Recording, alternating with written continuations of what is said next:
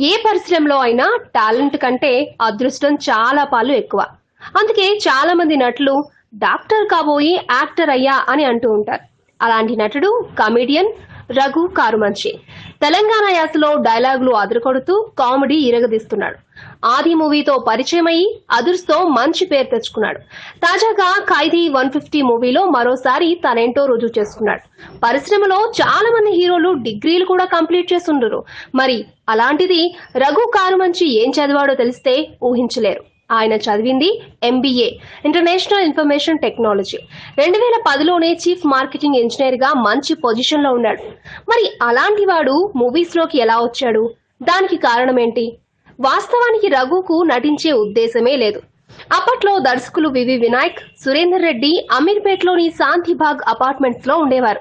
అయితే వినాయక్, సురేందర్ రెడ్డి ఉండే రూమ్ పక్క రూమ్ లో రఘు ఉండేవారు. అలా వీరితో రఘుకి బాగా పరిచయం ఏర్పడింది.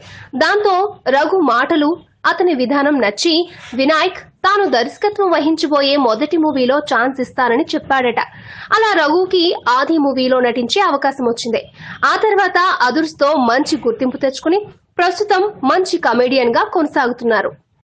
ఈ వీడియోపై మీ విలువైన కామెంట్స్ ని మాతో షేర్ చేసుకోండి. అండ్ ఇంకో విషయం, సబ్స్క్రైబ్ చేయడం మర్చిపోకండి.